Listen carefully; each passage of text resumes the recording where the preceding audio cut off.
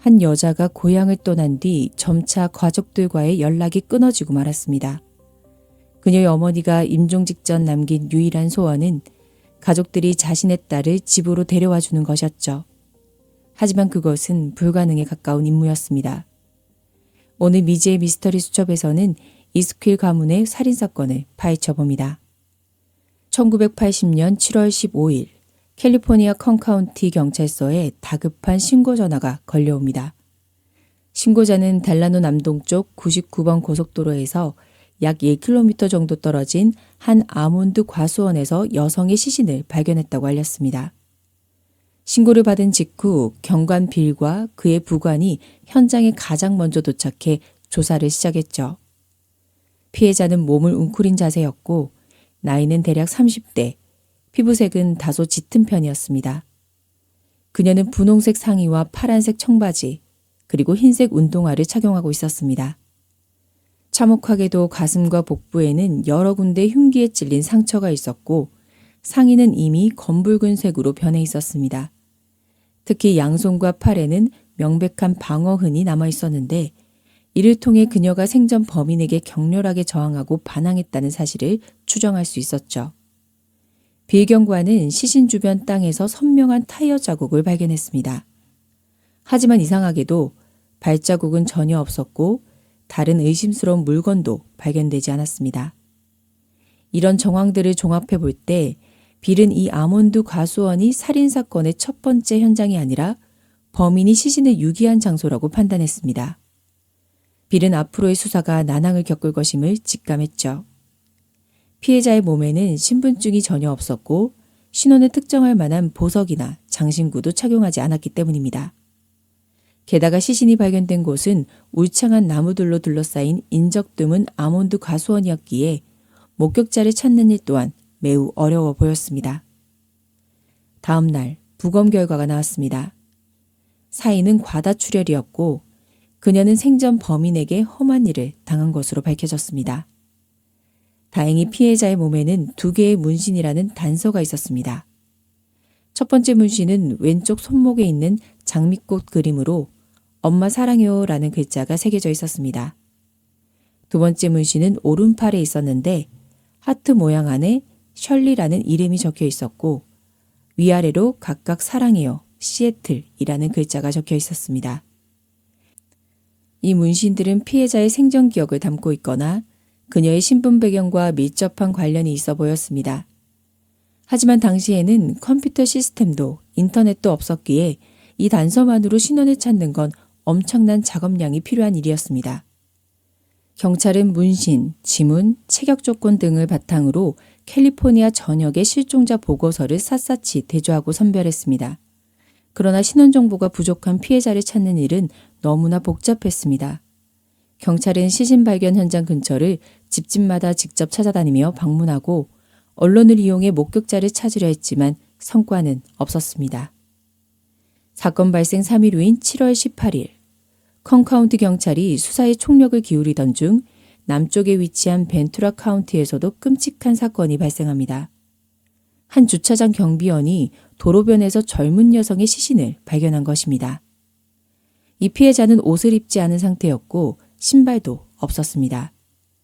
가슴과 복부에는 흉기에 찔린 상처가 다수 있었고 양손에는 역시나 명백한 방어흔이 있었습니다. 경찰은 인근 언덕에서 피 묻은 하이힐 한 켤레를 발견했고 노면에서 끌린 자국을 확인했습니다. 이를 통해 이 여성이 차에서 도로변으로 끌려왔을 것이라 추정했죠. 라틴계로 보이는 이 피해자 역시 생전 험한 일을 당한 흔적이 있었고 신원을 증명할 물건은 없었습니다. 부검 결과 그녀는 무려 29번이나 찔린 것으로 드러났습니다.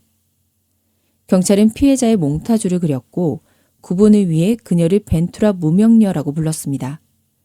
컨카운티 경찰은 이 사건의 수법이 며칠 전 자신들의 사건과 매우 유사하고 피해자의 특징도 일치한다는 점에 주목했습니다.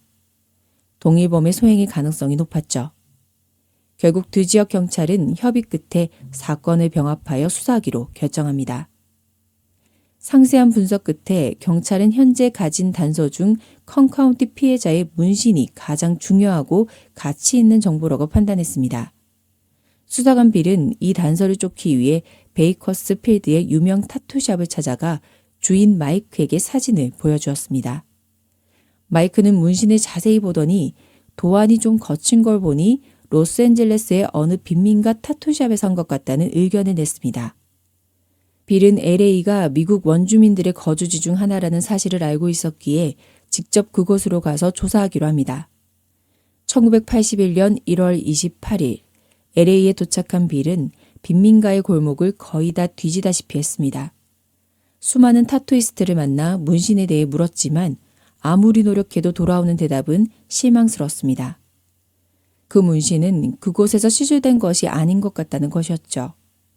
사건 해결의 열쇠가 될 줄 알았던 문신 단서마저 끊기자 수사는 더 이상 진전되지 않았습니다. 그렇게 시간은 흘렀고 두 사건은 점차 미제 사건, 즉 콜드 케이스가 되어갔습니다. 여기서 잠시 피해자의 과거로 돌아가 보겠습니다. 크리족은 캐나다 최도의 원주민 부족으로 인구는 약 35만 명에 달합니다. 그중 엘버타주 에드먼턴과 캘거리 사이에 위치한 샘슨 크리 보호구역은 크리족의 중요한 거주지로 약 2만 명이 살고 있습니다. 오랫동안 크리족은 사냥에 능하고 강인한 성격을 지켜왔죠. 1945년 셜리 수세이는 이 샘슨 보호구역에서 8남매 중 셋째로 태어났습니다. 어머니 오네이다는 구슬로 장식된 생활용품을 만드는 전통 수공업자였고 아버지 퀴파는 배틀 강변에서 목장을 운영했습니다. 셜리는 아주 어릴 때부터 부모님을 도와 집안일과 목장일을 도맡아 했습니다. 하지만 1959년 셜리가 15살이 되던 해에 아버지가 갑작스러운 병으로 세상을 떠나면서 비극이 시작됩니다. 셜리는 필사적으로 노력했지만 목장을 유지하기는 어려웠고 가족의 수입은 급격히 줄어들었습니다. 게다가 보호구역 내에서 소녀가 안정적인 일자리를 찾기는 하늘의 별 따기였죠. 결국 셜리는 보호구역을 떠나 다른 곳에서 운을 시험해보기로 합니다. 그녀는 에드먼턴이라면 일자리가 있을 것이라 생각했지만 현실은 생각보다 훨씬 가혹했습니다. 몇 년 동안 셜리는 여러 직업을 전전했습니다. 그 일들의 공통점은 수입이 턱없이 적다는 것이었죠. 셜리의 벌이는 자신의 입에 풀칠하기도 빠듯해서 집에 도움을 줄 수는 없었습니다. 어머니와 상의 끝에 셜리는 더 큰 도시로 가기로 결심합니다. 1970년 셜리는 밴쿠버로 향했습니다. 그곳에서 한 남자와 결혼해 두 아들을 낳았지만 셜리는 직업을 갖지 못했고 고향에 가는 횟수도 줄어들었습니다. 설상가상으로 남편은 술에 빠져 처자식을 돌보지 않았죠. 결국 셜리는 이혼을 택했지만 안정적인 직업이 없어 양육권을 가져오지 못했습니다. 두 아들은 위탁가정으로 보내졌고 셜리는 거리로 내몰리게 되었습니다. 상황을 바꾸기 전까지는 아이들을 만날 수 없다는 절망감 속에 셜리는 술과 금지된 약물에 손을 대게 되었고 생계를 위해 자신의 몸을 파는 일까지 하게 되었습니다. 그 기간 동안 셜리는 자신처럼 힘든 처지의 여성 플로라를 만나게 됩니다. 두 사람은 서로 의지하고 격려하는 친구가 되었고 플로라는 셜리가 고향에 다녀올 수 있도록 여비를 모아주기도 했습니다. 1977년 셜리는 친척의 장례식에 참석하기 위해 고향으로 돌아왔습니다. 조카 바이올렛은 고모가 예전과 완전히 달라졌음을 느꼈습니다. 명랑했던 모습은 사라지고 말수가 줄어들었고 얼굴에서 웃음기가 사라져 있었죠. 셜리는 자신의 상황에 대해 거의 말하지 않았습니다. 바이올렛이 조심스럽게 앞으로의 계획을 묻자 셜리는 작은 목소리로 아마 시애틀로 갈 것 같다고 말했습니다. 어머니 오네이다 역시 딸의 변화를 예리하게 감지했습니다. 그녀는 딸에게 친척이나 친구가 있는 곳에 머물러야 안전하다고 진심으로 충고했습니다. 하지만 얼마 후 셜리는 결국 고향을 떠났고 그것이 마지막이었습니다. 1981년 오네이다는 4년째 딸을 보지 못해 불안과 걱정이 극에 달했습니다. 그녀는 막내딸 벨과 셜리의 조카 바이올렛에게 시애틀로 가서 셜리의 소식을 알아봐 달라고 부탁합니다. 두 사람은 망설임 없이 동의했죠. 셜리 가족의 크리족 성씨는 이스킬로 불을 구하는 자라는 뜻을 가지고 있습니다. 그들은 언제나 약속을 지키는 사람들이었습니다. 당시 21살이었던 바이올렛에게 이 일은 어렵지 않아 보였습니다. 하지만 그녀는 예상하지 못했습니다. 이 약속이 그녀의 인생을 바꾸고 청춘을 바쳐야 할 긴 여정이 될 줄은 말이죠. 1981년 6월, 바이올렛과 벨은 셜리를 찾기 위한 첫 여정을 떠납니다. 차를 몰고 12시간을 달려 첫 번째 목적지인 밴쿠버에 도착했습니다. 셜리가 결혼하고 아이를 낳았던 곳이었죠. 바이올렛은 셜리를 찾으면 숙박비도 아끼고 좋을 것이라 낙관했습니다. 그들은 셜리의 전 남편과 친구들을 만났지만 그들 모두 몇 년간 셜리를 본 적이 없다고 했습니다. 첫 여행은 아무 소득 없이 끝났죠. 그 후 몇 년 동안 바이올렛과 벨은 짝을 지어 셜리를 찾아다녔습니다. 엘버타주와 워싱턴주의 모든 도시를 샅샅이 뒤졌습니다. 모텔, 술집 등 셜리가 일하거나 살만한 곳은 다 가봤지만 성과는 없었죠. 점차 바이올렛은 깨닫게 되었습니다. 셜리를 찾는 건 서울에서 김서방 찾기만큼 어렵다는 것을요. 1991년 셜리를 찾아다닌 지 10년째. 많은 사람들은 셜리가 이미 이 세상 사람이 아닐 거라 생각했습니다. 그래서 가족들은 묘지까지 뒤지기 시작했죠. 실제로 이름과 생년월일이 똑같은 묘비를 발견하기도 했지만 확인 결과 셜리가 아니었습니다. 더욱 슬픈 일은 셜리의 어머니 오네이다가 중병을 얻어 이듬해 세상을 떠난 것입니다. 임종 전 오네이다의 유일한 소원은 바이올렛과 벨이 셜리를 집으로 데려오는 것이었습니다. 그 후 10년이 넘도록 두 사람은 셜리를 찾는 것을 멈추지 않았습니다. 2003년 초 컴카운티 경찰서에 미제 사건 전담팀이 신설되면서 무명녀 연쇄살인 사건이 재수사 목록에 올랐습니다. 공교롭게도 팀장은 과거 이 사건을 처음 맡았던 빌 경관이었습니다. 이제 그는 경찰서에서 가장 고참 수사관이 되어 있었죠. 이번에야말로 이 미스터리를 풀고 싶었습니다. 사건 자료를 재검토하던 빌은 문신에 시애틀이라는 글자가 있었음에도 당시 선입견 때문에 시애틀을 제대로 조사하지 않았다는 점을 발견했습니다. 하지만 너무 오랜 시간이 지나 이제 와서 시애틀을 조사하는 건 큰 의미가 없었습니다. 빌은 두 피해자의 지문을 최신 지문 데이터베이스에 입력하고 실종자 기록을 검색했지만 여전히 결과는 없었습니다. 2011년 빌은 사건을 해결하지 못한 채 은퇴했죠. 같은 해 셜리의 여동생 벨도 세상을 떠났습니다. 어느덧 51세가 된 바이올렛은 온 세상의 무게가 자신의 어깨를 짓누르는 듯 했습니다. 살아서 그 약속을 지킬 수 있을지 확신할 수 없었죠. 빌의 은퇴 후 사건을 넘겨받은 건 또 다른 베테랑 스티브 로즈 경관이었습니다. 그 역시 과거 이 사건 수사에 참여했던 인물이었습니다. 로즈는 두 피해자 모두 성적 침해를 당했고 당시 채취한 생물학적 증거가 잘 보존되어 있다는 점에 주목했습니다. 그는 DNA 분석 전문 비영리 단체인 DDP와 협력해 용의자를 추적하기로 합니다. 2013년 드디어 DNA 대조 결과가 나왔습니다. 두 피해자의 몸에서 나온 증거가 한 남자를 가리키고 있었습니다. 그는 바로 윌슨 슈에스트였습니다. 슈에스트는 1951년 12월 2일 루이지애나주에서 태어나 성인이 된 후 LA에 정착했습니다. 그는 1977년 한 여성을 성폭행하고 흉기로 찌른 죄로 2년간 복역했죠. 1980년 6월 가석방된 그는 사건 현장들과 가까운 킹스 카운티로 이사했습니다. 그리고 같은 해 9월 비살리아에서 여성 3명을 납치, 성폭행하여 종신형을 선고받고 복역 중이었습니다.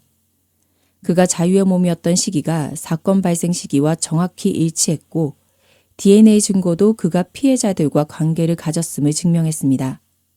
하지만 로즈 경관은 이것만으로는 그를 살인범으로 입증하기 부족하다고 판단했습니다. 2013년 9월 17일 로즈 경관과 조이 에반스 검사는 캘리포니아 코크런 교도소로 찾아가 슈에스트를 신문했습니다.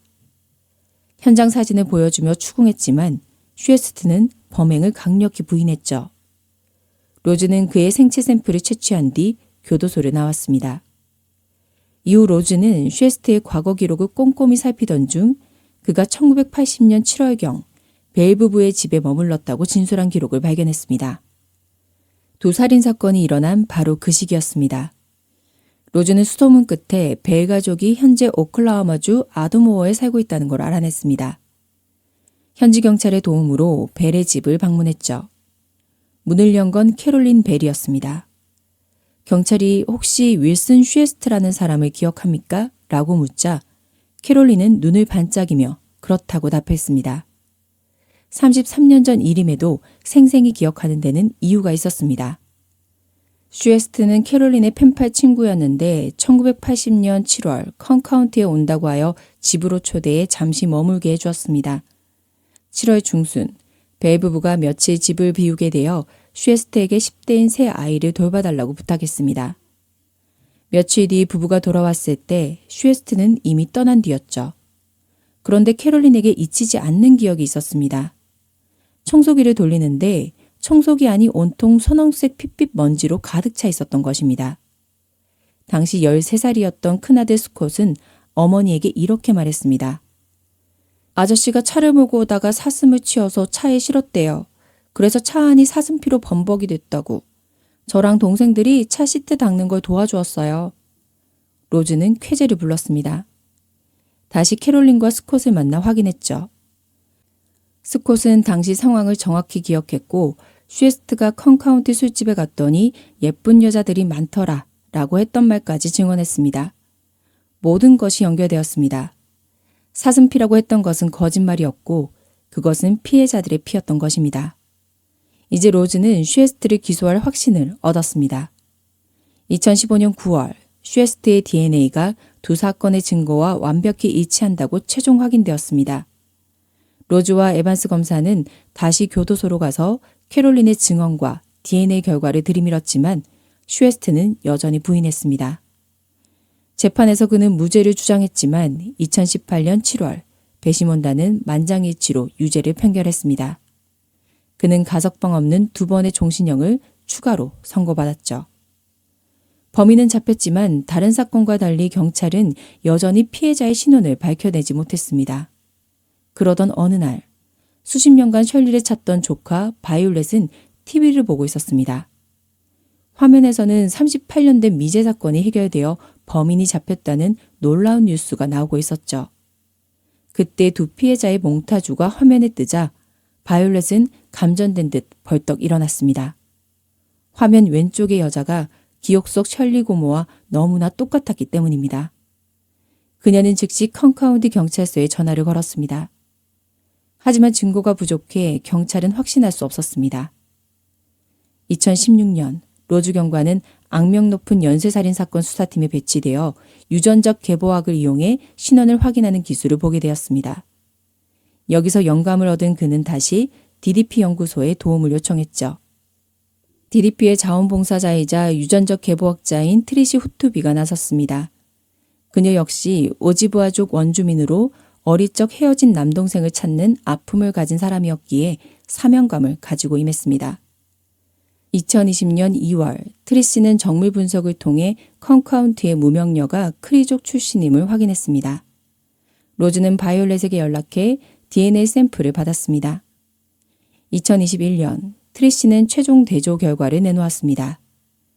바이올렛과 컨카운티 무명녀가 반개혈족임이 확인된 것입니다. 며칠 후 바이올렛은 자신의 딸 그리고 고인이 된 벨 이모의 딸과 함께 컨카운티를 찾았습니다. 현지 크리족 장로의 입회하에 셜리를 위한 전통 의식이 치러졌습니다. 그해 바이올렛은 61세가 되었습니다. 그녀는 마침내 할머니 오네이다에게 했던 약속을 지켰습니다. 셜리 고모를 찾아서 집으로 데려간 것입니다. 한편 벤투라 카운티의 또 다른 피해자는 과테말라 혈통으로 추적되었지만 아직 구체적인 신원은 밝혀지지 않았습니다. 하지만 로즈는 그 역시 시간 문제일 뿐이라 믿고 있습니다. 41년이라는 긴 세월, 강산이 4번이나 변하는 동안에도 가족을 집으로 데려오겠다는 그 약속 하나가 결국 기적을 만들어냈습니다. 차가운 땅 속에 그저 이름 없는 여자로 남겨질 뻔했던 셜리를 세상 밖으로 꺼낸 건 발전된 과학기술 이전에 가족들의 포기하지 않는 간절한 집념과 사랑이었습니다. 지금 이 순간에도 어딘가에서 애타게 가족의 소식을 기다리고 있을 수많은 분들에게 부디 이 이야기가 작은 희망이 되기를 바랍니다. 언젠가는 모든 이름 없는 이들이 자신의 이름을 되찾고 따뜻한 가족의 품으로 돌아올 수 있기를 진심으로 기원합니다. 오늘 이야기는 여기까지입니다. 항상 구독과 댓글, 좋아요는 큰 힘이 됩니다. 다음 시간에 뵐게요.